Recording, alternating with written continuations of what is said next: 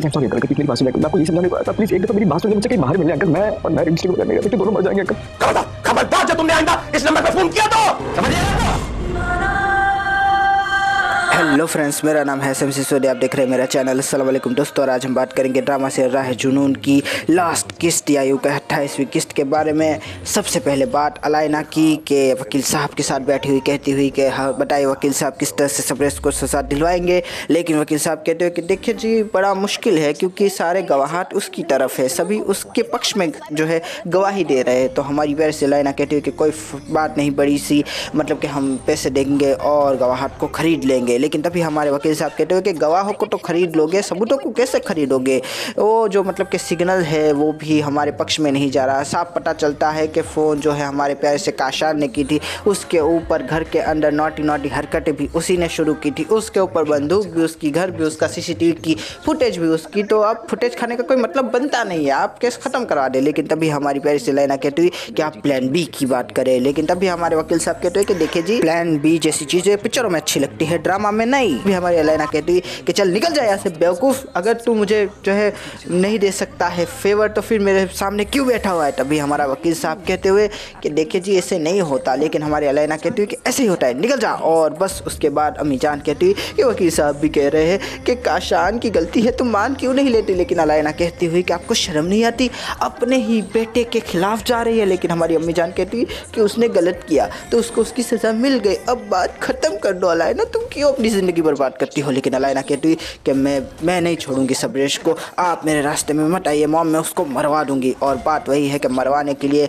Police वाले को पैसे देकर जहर देती हुई कहती हुई कि आज रात उसका काम तमाम कर दो। और पुलिस वाला भी अपने काम को बखूबी अंजाम देता हुआ सबरेश के सामने दाल रोटी पड़ी हुई, जैसे ही दाल के अंदर रोटी डाल के रोटी खाने की कोशिश की है कि तभी हमारी प्यारी सी न्यारी सी पुलिस वाली सी क्यूट सी चू चू चू चू हमारी मेहर वहाँ पर पहुँच गई। कहने लगी सबरेश तुम क्या खा रहे हो? तो हमारे प्यारे से सबरेश ने कहा दाल में रोटी खा रहा हूँ। लेकिन तभी हमारी प्यारी सी मेहर बोली कि तुम ऐसा कैसे कर सकते हो सबरेश, मैंने इतने अच्छे से तुम्हारे लिए खाना बनाया, ये खाओ। तो हमारा सबरेश कहता हुआ कि तुम्हारे हाथ का खाना, ओह क्या बात है, तुम्हारे हाथ से तो मैं जहर भी खा सकता हूँ, तो खाना क्या चीज़ है? और बात वही है कि सबरेश हमारी प्यारी सी मेहर के साथ कुछ कुछ करने लगा और बेचारा हवालदार खाने की ट्रे लेकर ऊपर आ गया। और वही बात है कि अलाइना कहती हुई कि मुझे गुड न्यूज़ दो। लेकिन हमारे प्यारे से न्यारे से पुलिस अफसर कहते हुए कि गुड न्यूज़ कैसे दूँ, खाना तो बच्चे ने खाया ही नहीं। तो हमारी प्यारी से अलाइना पूछती हुई कि हरामखोर बेवकूफ़ तू किसी काम का नहीं है, फ़ोन रख। और बस वहाँ पर बात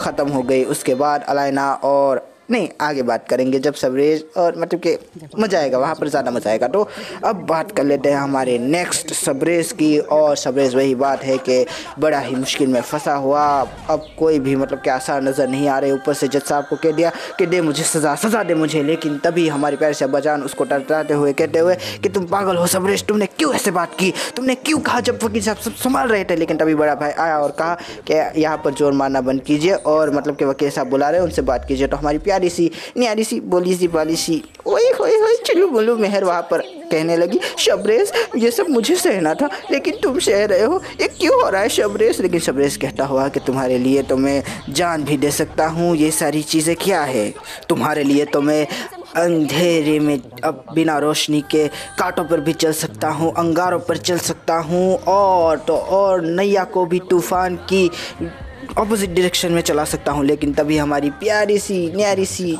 कुची मुची सी मेहर कहती हुई कि शबरेश मुझसे इतनी मोहब्बत करते हो? तो हमारा प्यारा सा शबरेश कहता इससे भी ज़्यादा मोहब्बत करता हूँ। और बस यही बात थी कि शबरेश का हाथ कभी मेहर के गालों पे कभी मेहर के बालों पे। और तभी आ गए अलाइना और कहती हुई तुम लोगों को शर्म नहीं आती? यहाँ पर भी शुरू हो गए, शर्म करो। और तभी हमारा शबरेश कहता हुआ कि ये तुम्हारा मसला नहीं है। लेकिन अलाइना कहती हुई कि मेरा मसला है भाई, मेरा मरा है, मोहब्बत मुझसे दूर हुई है और मेरा काम जो है जब तक तमाम नहीं होता मैं तुम लोगों को नहीं छोड़ूंगी और बस तुम लोगों को अलग करके रहूंगी। बस यही कुछ बातें थी, करके चली गई अलाइना। लेकिन तभी अम्मी जान दूसरी अम्मी जान को फ़ोन करती हुई कहती हुई कि मुझे तुमसे बात करनी है, यहाँ आ जाओ।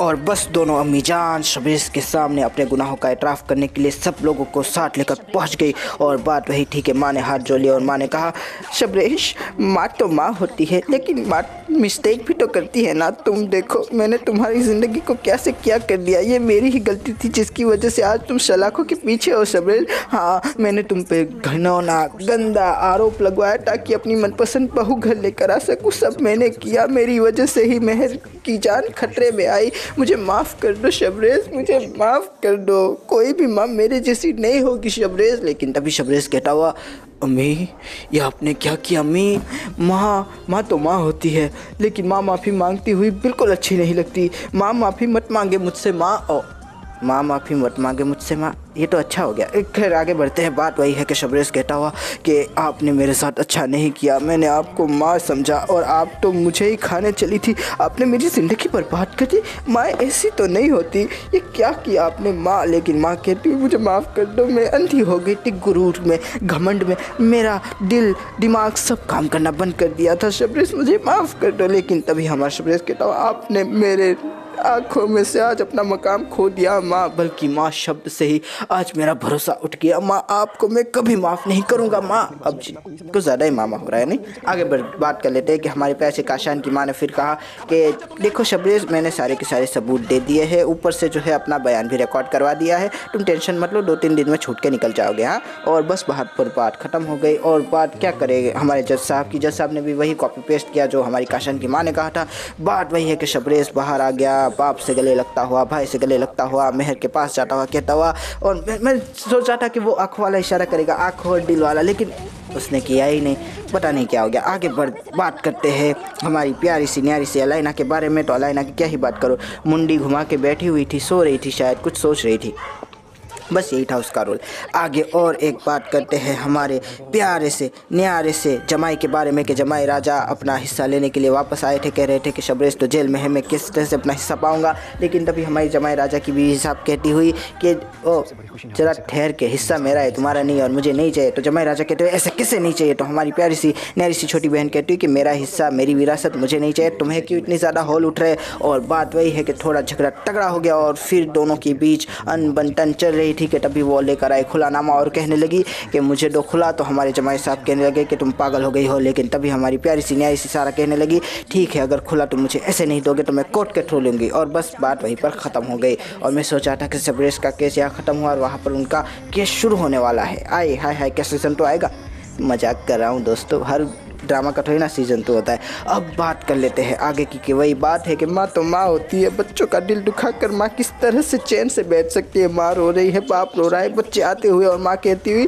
मुझे माफ़ कर दो शबरेज, मैंने तुमसे वहाँ पर भी माफ़ी मांगी थी, मैं तुमसे यहाँ पर भी माफ़ी मांगती हूँ। मेरा कलेजा शांत नहीं हो रहा, मेरे हौल उठ रहे, मेरा दिल बंद हो जाएगा शबरेज, मुझे माफ़ कर दो। लेकिन तभी हमारा शबरेज कहता हुआ कि नहीं माँ माफ़ी मांगती अच्छी नहीं लगती, और माँ तो माँ होती है, माँ जैसा तो कोई भी नहीं होता। माँ मैं तो थोड़ा मतलब कि गुस्से में था उस वक्त, लेकिन मेरा गुस्सा उतर चुका है और मैंने आपको माफ़ कर दिया माँ। तभी हमारे बजान कहते हैं कि नहीं बेटा नहीं, हम जैसे माँ बाप कभी अच्छे माँ बाप साबित ही नहीं हुए, हम जैसों को तो सज़ा मिलनी चाहिए। और सज़ा यही हो सकती है कि हम अपने बच्चों की ज़िंदगी से दूर चले जाए, हम बस अब वर्ल्ड टूर करेंगे इस उम्र में। लेकिन तभी हमारा प्यारा सा बड़े भाई कहता कि नहीं अब्बा जान, हम आपके बाजू है और आपके बाजू बन के ही आजू बाजू रहेंगे, आपका जान आपकी दौलत आपकी रिसासत इतनी आसानी से नहीं छोड़ेंगे। रिसासत ये क्या होता है, चलो छोड़े आगे बात कर देते हैं। बात वही है कि फिर हमारा शबरेज कहता हुआ कि अब्बा जान, हाँ अच्छा ये शबरेज ने कहा था कि बड़े भाई ने कहा, अच्छा जिसने भी कहा था बाजू वाला अच्छा था। उसके बाद वही बात है कि अब्बा जान को बड़े भाई ने झप्पी दे दी, छोटे भाई ने माँ को झप्पी दे दी और हैप्पी एंडिंग वहाँ पर हो गई। और काफ़ी अच्छा ड्रामा। एंड के टाइम हमें वही सीन दिखाता हुआ जहाँ पर शबरेज ने हमारी प्यारी सी मेहर को प्रपोज़ किया था, वहाँ पर दिखाते हुए। काफ़ी अच्छा हिल स्टेशन है, मुझे लगता है एक बार तो जाना चाहिए इंसान को, और काफ़ी ज़्यादा मज़ेदार ड्रामा था। अब बात करते हैं कि एंडिंग कैसी थी। दोस्तों एंडिंग कोई इतनी ज़्यादा खास नहीं थी, अनफॉर्चुनेटली एक सादा सी एंडिंग थी। लेकिन जब मैं ड्रामा को पूरी तरह से देखता हूँ, एक बार अपना रिकैप करता हूँ, तो मैं सोचता हूँ कि यार ड्रामा भी मतलब कि कुछ ज़्यादा मतलब कि सीरियसनेस इसमें थी नहीं। हाँ लोग मरे जाहिर सी बात है, लेकिन कोई सीरियसनेस इस ड्रामा में आई ही नहीं। अब्बा जान मरे तो भी एक कॉमेडी टाइप फीलिंग आ रही थी, काशान मरा तो भी एक कॉमेडी टाइप फीलिंग आ रही थी। इतना कुछ मतलब कि सीरियस लिया ही नहीं था। और काफ़ी अच्छा डायरेक्शन भी उसी तरह का था, एक मतलब कि लाइट हार्टेड ड्रामा में इसको कहूँगा। तो इसका एंड भी कुछ ज़्यादा ट्रेजिक या कुछ ज़्यादा ओवर बनाने का कोई मतलब बनता भी नहीं था, क्योंकि थीम ही ऐसी नहीं थी। और मैं कहूँगा कि इस तरह के ड्रामा हो तो अच्छा भी लगता है। एक आध ड्रामा अगर साल में ऐसा हो तो मज़ा आता है देखने में, काफ़ी ज़्यादा मतलब कि रिफ़्रेशमेंट टाइप कुछ हो जाता है। आप उस स्ट्रेस की ज़िंदगी से बाहर आ जाते हैं जो मतलब कि आप ये पाकिस्तानी ड्रामा आपको देते हैं। तो ठीक है, अच्छा ही था, अच्छा एंड था, कोई बहुत अच्छा तो नहीं था लेकिन बुरा भी नहीं था। तो चले कोई बात नहीं, मज़ा आ गया देखने में। काफ़ी अच्छा ड्रामा राहे जुनून, लाइट हार्टेड ड्रामा। मैं कहूँगा कि जिनके दिल कमज़ोर है वो इस ड्रामा को ज़रूर देखें, मज़ा आ जाएगा आपको। तो आशा करता हूँ आपको ये वीडियो पसंद आएगा। अगर पसंद आया तो लाइक कीजिए, शेयर कीजिए, सब्सक्राइब कीजिए दोस्तों। ज़्यादा पसंद आया तो कमेंट भी कीजिए। थैंक यू, खुदा हाफिज़, अपना ध्यान रखिएगा। यार वो आँखों और दिल वाला इशारा कर देता तो मज़ा आ जाता, नहीं? चलिए छोड़ देते हैं।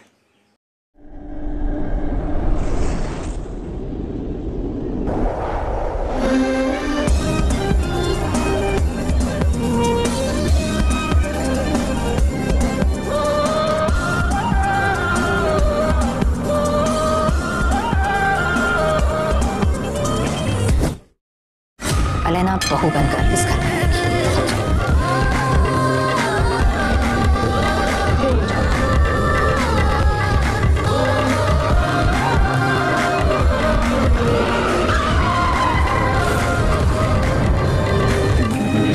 तुम ऐसे क्यों पूछ रहे हो?